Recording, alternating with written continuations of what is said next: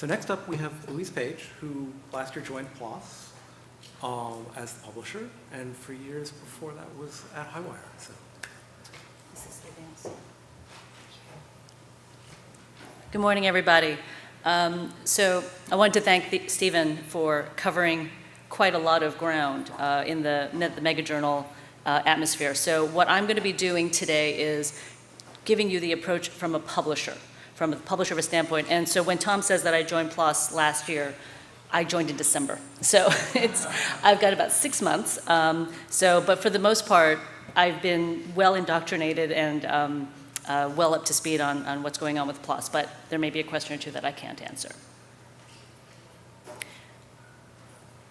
There we go. So not surprisingly, you should all know that PLOS is a nonprofit publisher who has been advocating open access since its inception, and it's really moving towards a way to transform research communication. For PLOS, the audience, the customer, is the researcher. It's not a library, it's not a building, it is the researcher. And so everything we do is related to what that researcher needs and what that scientist needs. The core principles are, again, well-known, openly available online without restriction, advancement of science, greater good, that kind of stuff. So that's all very part and parcel of what goes on at PLOS and how we think. But I think that the areas, is there an arrow on there now, that are worth talking about are the properly executed science deserves an audience. That is, basically the premise behind PLOS One, and that we are always looking for innovative, forward-looking solutions that remove these barriers, that break down publishing, that give us a new way forward, and that we are constantly reinvesting in the publishing process. We're reinvesting in, again, how can we advance scientific communication and improve the experience for research. So at this point, PLOS is the largest not-for-profit open access publisher. We receive about 4,500 submissions per month. So when we talk about scale, I haven't seen scale like this before. This is real scale. PLOS One alone receives around 200 new submissions per day, and sometimes we break that.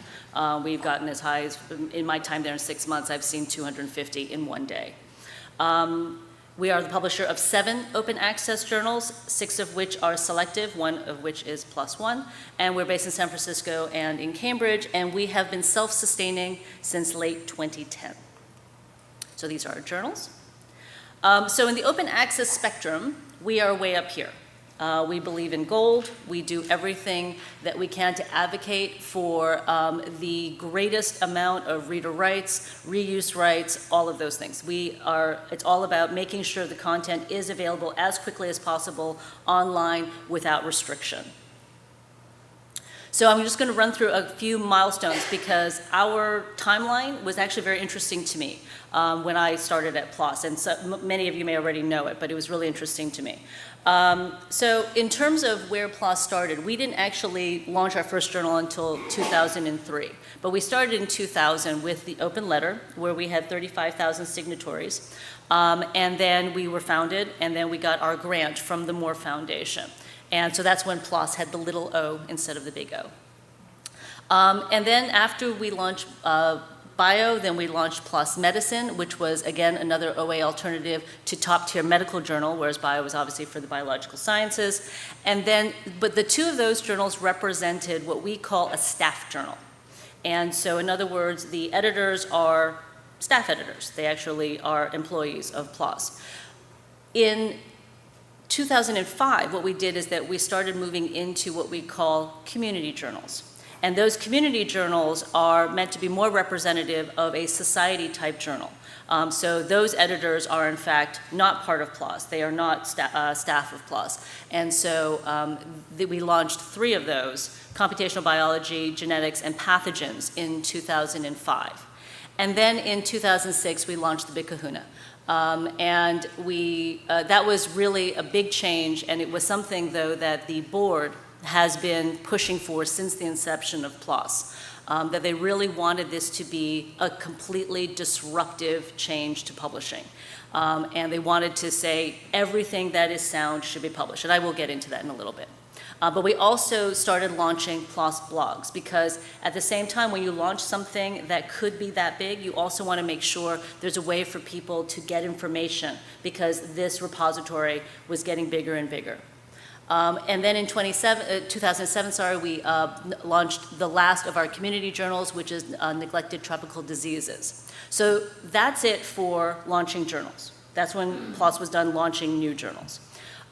We then co-founded Open Access Week, because part of what PLOS is incredibly strong advocacy for open access, for open science, for open source. Everything that's open, PLOS is a part of. And so we wanted to make sure that we kept this momentum going. And so Open Access Week is just one of the things that we've done.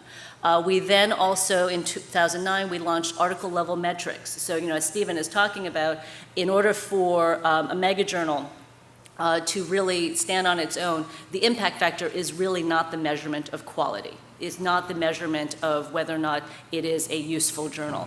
It is about the article level metrics. It is about the usage. And so we launched that in 2009 so that people had a new way of looking at all the information as it was gathered about a particular article and to gauge its value and its worth there. And then we also started launching currents, which again are new innovations in publishing. We started doing collections, and in 2012 we hit our 50,000th article. And then over the course of 13 and 14, we hit our 10-year anniversary, we hit 100,000 articles. We got an award or two, and we introduced our data policy in March of 2014, which again is about open data, that the data has to be available as part of the article. And this was very challenging, because this is still challenging to us in order to enforce this. It is the kind of thing where we will get papers that are good papers and we have to turn them away because the data is not available. And so that's a tough choice, but it's something that we have to do. In June of 2014, PLOS One reached its 100,000th article, and then we started launching communities in 2014. In 2015, we launched the Reddit, what is it, Ask Me Anything, thank you. The Reddit AMAs, which has been incredibly popular and incredibly well used. We appointed our first executive editor in June of 2015. Her name is Veronique Kiermer. And what was interesting about that is that the focus for PLOS had really been about publishing, about the operations.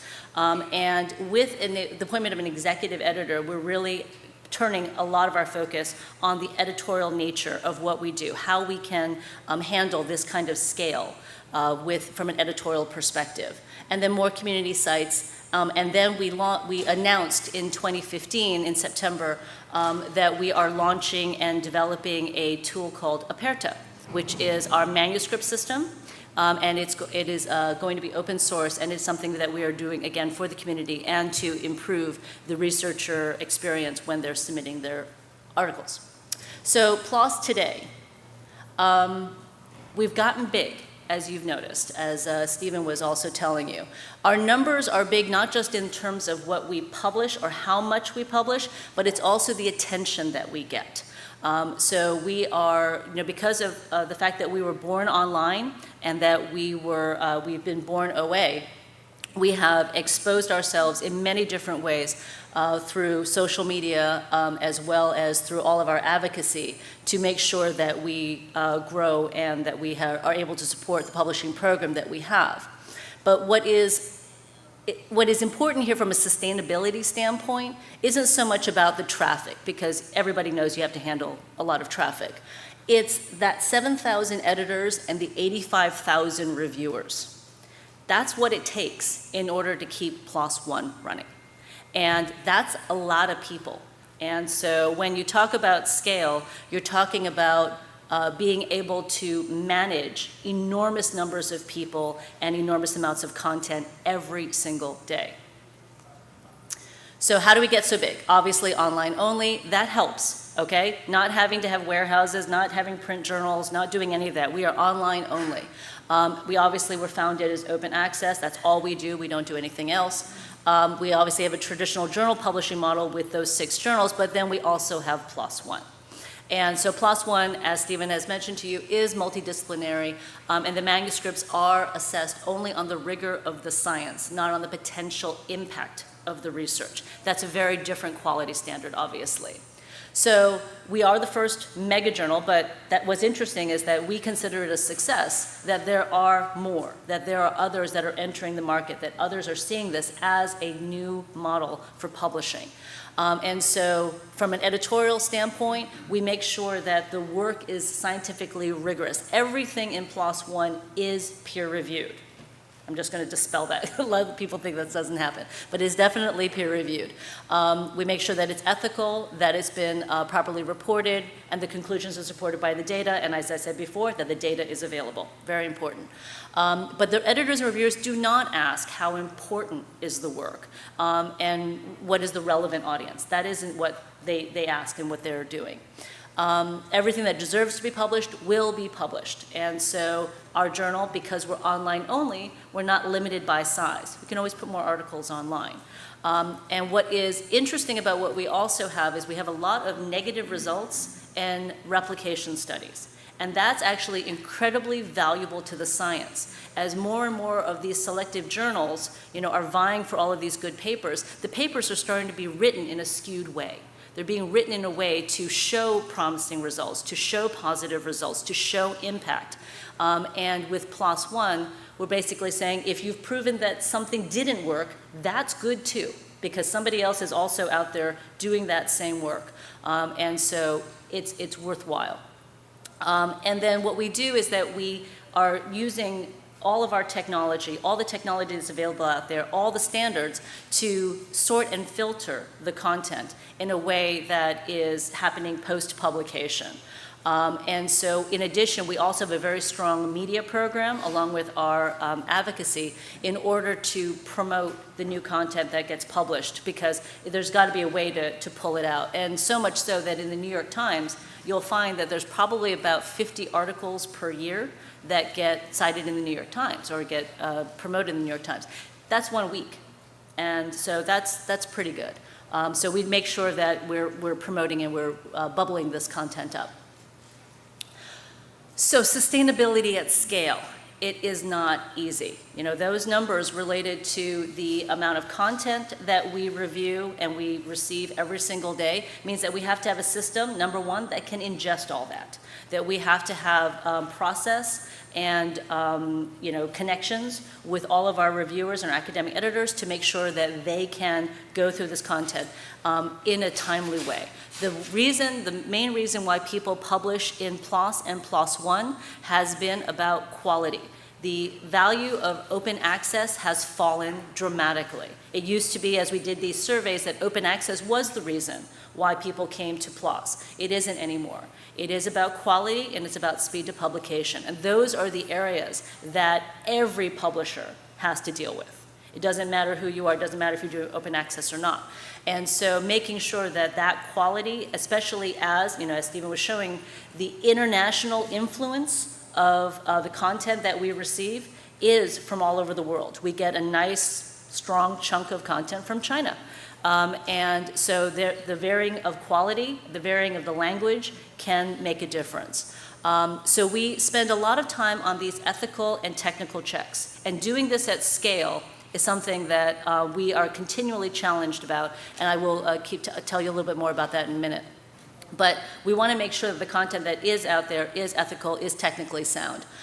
We are constantly adding new policies to what we do. For example, the data policy in 2014, what we want to do related to credit. As we do this, adding something like that to something that's already in motion is difficult. It usually requires that we rinse and repeat and that we have to go back, and we don't always do it right the first time, and goodness knows we get dinged about it every time we do anything wrong. But if we do that, we're okay with that. We actually just keep trying because we're trying to do the right thing, and sometimes it doesn't work the first time. Our publication efficiencies are very, very good, but they can always be better. And so, what happens with something like a mega journal, when you launch it, it can grow so fast that it becomes very organic. You basically do whatever you can in order to get the journal out, get the content produced and online. Well, doesn't mean that that's the best way to do it, especially at scale. So we are looking constantly back at what we do in order to reduce time, to increase efficiencies, to see if there are patterns in what we do. One of the biggest things that you have to keep in mind with a mega is that it isn't just about STM. We will publish anything that is sound science. So we get economics papers, we get social science papers. And having that scale, having those editors, having those reviewers ready and handy to be able to look at that content, big challenge. And so we're always looking at ways of how can we predict what's coming next, what is a hot area, so that we can make sure that we're building up in those areas related to our editorial efficiency. There's a big balance between internal and external resources that have to be considered. There is only so much that you can do in-house. There are certainly a lot of things that you can do technologically, but then there are a lot of really good partners that you can work with in order to have that external band, headroom, if you will, so that as your content, as the amount of content that you have rises and falls, that those external resources could also rise and fall. The competitive landscape for us is incredibly interesting. As you know, so many open access journals have joined the fray since PLOS came online. Certainly a lot of the mega journals have also been introduced. And so how you generate demand, how you make sure that your journal is still relevant, how you make sure that it's still meaningful in this community of journals is very challenging. Now, I do want to touch on something that Stephen talked about, which is, I'm happy to answer questions about this later as well, is about the cycle of the highly selective and the mega, and that relationship, if you will. There are ways that you can look at what PLOS has done with its 6 highly selective journals and then with PLOS One and say, okay, they are feeding each other. And there's a little piece of truth in that. That there is some feeding of PLOS One in terms of supporting a couple of the selective journals. However, we don't have a nature at the top of our pyramid, cascading down. We don't have that kind of a publication cascading down into a PLOS One. PLOS One really has to generate a lot of its own traffic, its own submissions on its own. And so that is not part of the ecosystem in many ways for PLOS. It's a little different, but it is something that I know that it's a perception, and it's something I'm happy to talk about. And again, while we're doing all of this, while all of these things are happening, while we have thousands and thousands of editors and thousands of papers coming in, we're constantly revamping our processes while in motion. So now a word from our funders. What is important to understand about where these APCs come from for PLOS's open access is funded authors. Okay, it isn't just authors, pulling money out of their pockets and raiding their bank accounts. It's always about these funded authors and where are they getting their money. And of course, for the most part, they're getting it from their research grant. When you look at what is required by the grantors or by the funders, for the most part, they are not pushing hard for gold, okay? They are allowing room for the green and for hybrids and for, they're not mandating it. But that could be changing. So as of May 27th, this was announced, it was published in The Guardian, Science, a lot of different places, that the European leaders are calling for immediate open access to all scientific papers by 2020. Okay, now this is something that many people in Europe have been expecting, that this is not a true surprise. I think the UK has certainly been one of the strongest advocates for open access and for Gold OA, and Germany as well. The Netherlands is now picking up that mantle, and that's pretty much where this came from. But there are lots of loose words in here related to embargoes and when this really will be mandated. But this is something to watch because this is a mere 3 years away.